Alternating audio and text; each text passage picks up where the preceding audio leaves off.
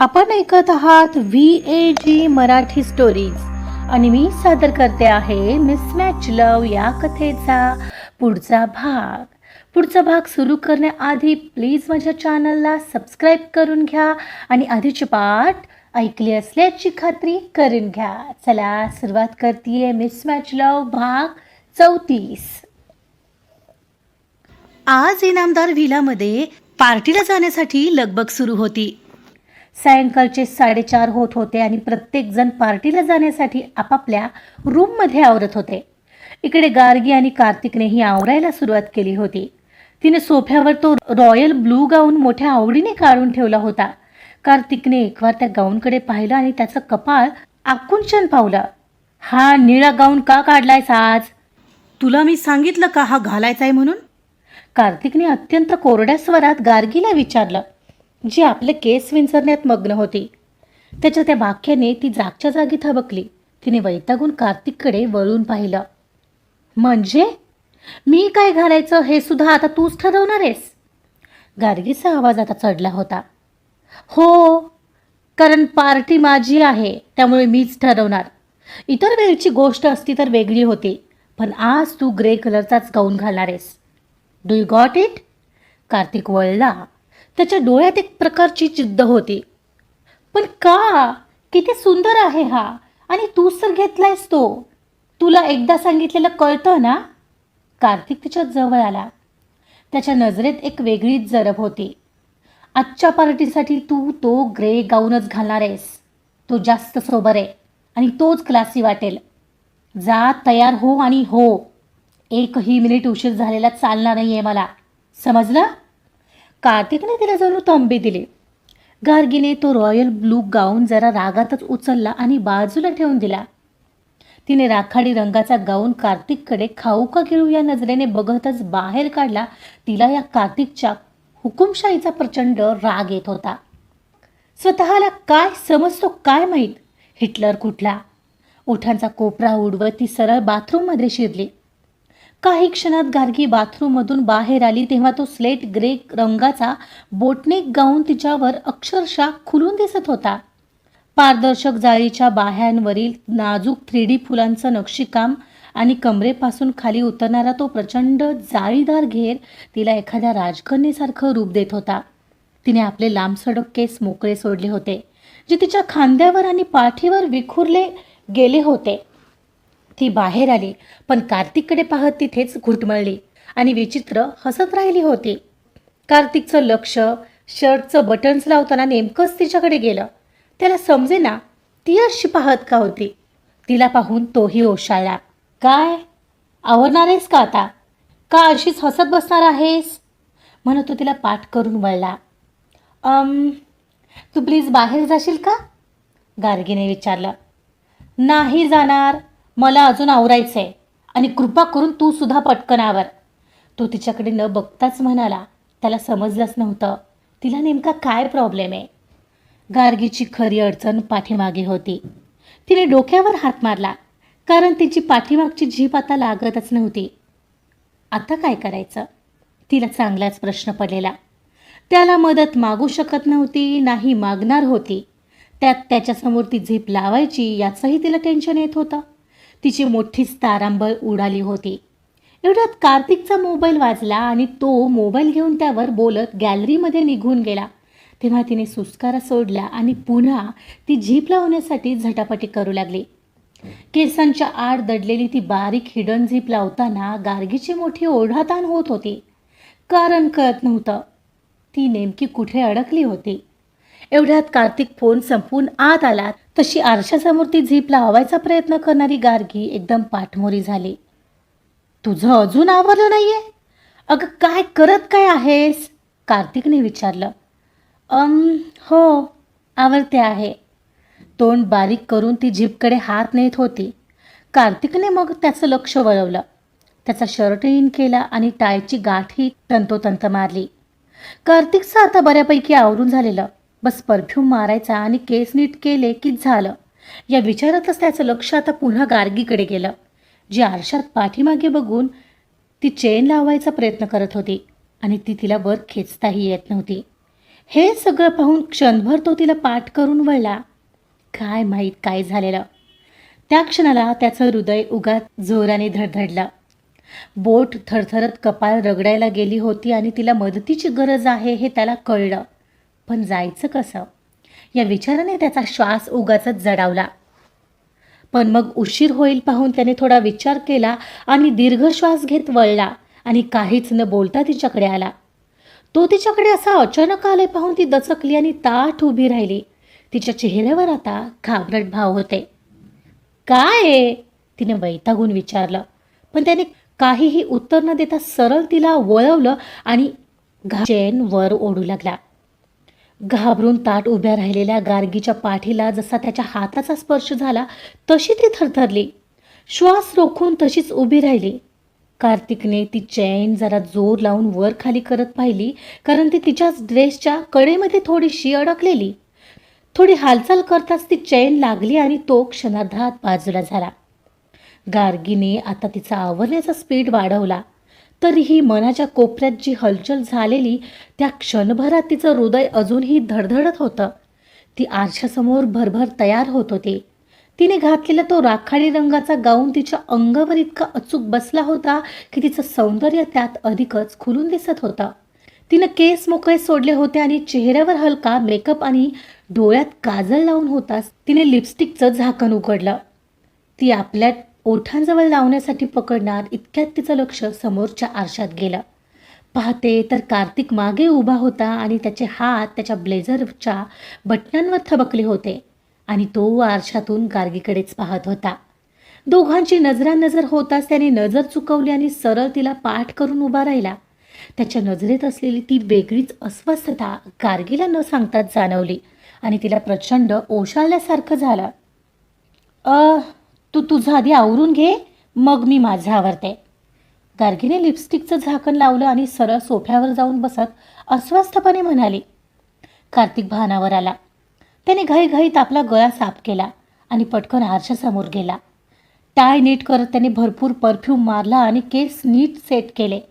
त्यातूनही त्याची तिरकस नजर सोफ्यावर बसलेल्या गार्गीकडे जात होती. तिची बोटांशी अजीब चळवळ चाललेली. झालंय माझं, आवर तू. तो कोरडेपणाने म्हणाला आणि आरशापासून बाजूला झाला, पण त्याच्या आवाजातली ती धडपड लपली नव्हती. बाजूला येत घड्याळ हातात घालत तो कोणाला तरी कॉल लावत गॅलरीत गेला आणि तेव्हा गार्गीने बाकीचं उरलेलं आवरायला घेतलं. तिने भरभर तिचं आवरलं आणि पर्स घेऊन सरळ खाली निघाली. तिला तिथं रूममध्ये थांबायलाच नको वाटत होतं. बेडरूममधून ती बाहेर पडली खरी, पण गार्गीचं मन अजूनही मघाशी घडलेल्या त्या प्रसंगातच रेंगाळत होतं. त्या झिपच्या निमित्ताने कार्तिकच्या बोटांचा जो स्पर्श तिच्या पाठीला झाला होता त्याची जाणीव तिला अजूनही अस्वस्थ करत होती. आरशात दोघांच्या नजरा भिडल्या. तो क्षण आठवून ती उगाचच ओशाळली होती. गोंधळलेल्या तिने स्वतःला सावरण्याचा प्रयत्न केला.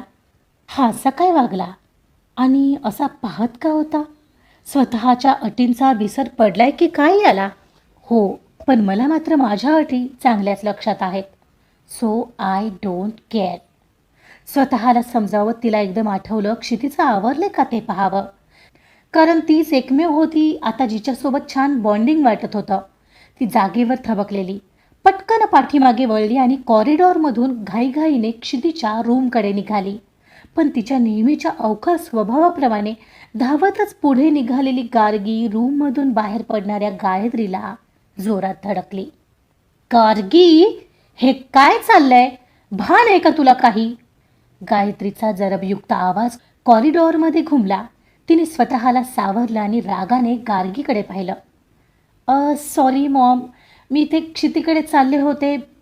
गार्गी अपराधी स्वरात मान खाली घालून म्हणाली. सॉरी काय? आणि ही काय पद्धत आहे धावण्याची? लहान मुलगी आहेस का आता तू? गायत्रीने तिला हडसून खडसून सुनावलं.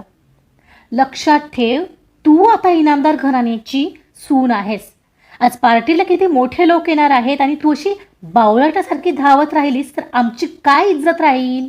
तुझ्या या मेसी स्वभावाला थोडा लगाम घाल हा, आणि इनामदारांच्या सुनेला साजेसं वागायला शिक. आणि आता नीट खाली जाऊन बस.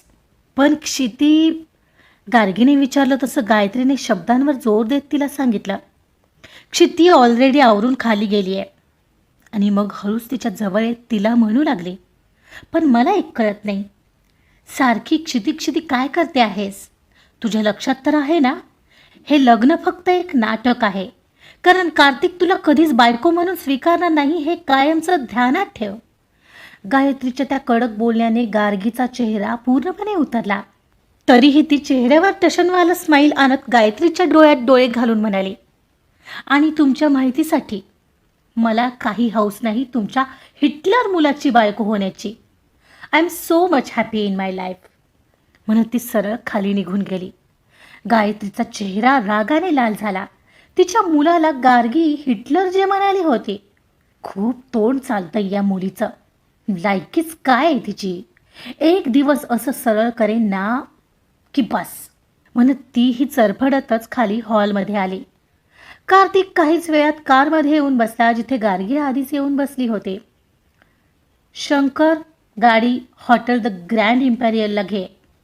कार्तिकने आदेश देताच शंकरने गाडी सुरू केली आणि गाडी क्षणार्धात व्हिलाच्या गेट बाहेर पडली. पण गाडीतली शांतता साधीसुधी नव्हती, ती बोचरी होती. कार्तिकचं लक्ष आपोआप खिडकीबाहेर पाहणाऱ्या गार्गीकडे गेलं. ती एकदम शांत झालेली, पण तिचा चेहरा एकदम पडल्यासारखा दिसत होता. तिच्या मनात मात्र मगाशी गायत्रीने जे काही सुनावलं होतं तेच सतत घुमत होतं. हे लग्न फक्त एक नाटक आहे. कार्तिक तुला कधीच बायको म्हणून स्वीकारणार नाही. कार्तिकला तिला पाहून वाईट वाटलं. मग अशी एवढी छान आवरत होती ही, मग आता काय झाले तिला? पण तो तिला कोणत्या हक्काने विचारणार होता? पण हो, एक हत्यार होतं त्याच्याकडे, त्याच्या शिस्तीचं. आता तुझा चेहरा कसा पडलाय? विसरू नकोस, आपण पार्टीत चाललोय. कोणाच्या अंत्यसंस्काराला नाही काय? कार्तिकचा आवाज अत्यंत थंड आणि मगरूर होता. गार्गीने आता मात्र चवताळून त्याच्याकडे पाहिलं. हो का? तुम्हीच बोलायचे राहिले होतात मिस्टर कार्तिक. माझ्या डोक्यात जाऊ नका हा. तुम्हीच काय, तुमचं सगळं कुटुंब स्वतःला काय समजतं काय माहीत. पण एक लक्षात ठेवा, माझं डोकं फिरलं ना तर तुमची पार्टी बिर्टी मी काही बघणार नाही हा. गरज तुम्हाला आहे तेव्हा माझ्याशी नीट बोलायचं. तू काय मध्येच डोक्यावर पडतेस काय ग? हो, मला वेळ लागलाय, बघायचंय. ती दात ओठ खात त्याच्यात एकदम समोर जवळ आलेली. तिचे रागाने लाल झालेले डोळे त्याला असे न्याहाळत होते. पाहून त्याने डोळ्यांची नाखुशने उघडझाप करत काचेतून बाहेर पाहिलं. मिस गार्गी, मला बाकीचं काही माहीत नाही आहे, पण आज पार्टीमध्ये काय गोंधळ झाला ना तर माझ्या इतकं कोणी वाईट नसेल. सो प्लीज तुझं हे नाटक पहिलं थांबव. ही पार्टी माझ्यासाठी खूप महत्त्वाची आहे. तुझ्या त्या होपलेस मेंदूमध्ये नीट कोरून ठेव. का? काय कराल तुम्ही? हा मिस्टर गार्गी, मला चॅलेंज करू नकोस. मी करणार. काय करणार आहेस तू? तुला गरज आहे ना माझ्याशी नीट बोलायचं, तरच सगळं ठीक होईल. नाहीतर तुझ्या पार्टीचं मला काही देणं घेणं नाही आहे, कळलं ना? गार्गीचा आवाज कारमध्ये जोरात घुमला. आवाज हळू. तू आधी नीट बोल माझ्याशी. मी तुझ्याशी नीटच बोलत होतो, पण तू सुरू झाली आहेस. तुला काही झटके येतात का ग? आणि आता तोंड नीट कर. आपण पोहोचू इतक्यात हॉटेलमध्ये. मला तिथं तमाशा नको आहे, कृपा करून. तो हात जोडून म्हणाला तशी तिने काचेतून नजर बाहेर वळवली. तिचा राग शांत होत नव्हता गायत्रीच्या तिरसट बोलण्यामुळे. तरीही ती स्वतःला नॉर्मल करण्याचा प्रयत्न करू लागली. कार्तिकही तिच्या अशा वागण्याने गोंधळला होता. तिला अचानक काय झालं तेच त्याला कळत नव्हतं. तोही स्वतःला नॉर्मल करत पार्टीसाठी मनाची तयारी करत होता. पण दोघांनाही काडीची कल्पना नव्हती. निधी काकूने त्या दोघांच्यात आणखी फूट पाडण्यासाठी आणि कार्तिकला CEO पद मिळू नये म्हणून एक क्रूर प्लॅन केला होता. माहीत नव्हतं आज पार्टीमध्ये आणखी काय तमाशा होणार होता. आजचा भाग इथे संपलेला आहे. अरे बापरे, कार्तिक आणि गार्गीमध्ये जे भांडण झालं आणि गार्गीने जे त्याला सुनावलं की पार्टीचं मला काही देणं घेणं नाही आहे, आणि अशा वेळी पार्टीत जर काय झालं तर याचा अर्थ कार्तिक गार्गीलाच जबाबदार धरेल. बघूया पार्टीत नेमकं काय होणार आहे आणि ते सगळं गार्गी कसं निस्तरणार आहे. बघूया काय होतंय पुढील भागामध्ये. ऐकत रहा मिसमॅच लव. कथा आवडत असेल तर प्लीज लाईक करा, सबस्क्राईब करा आणि शेअरसुद्धा करा. Thank you so much.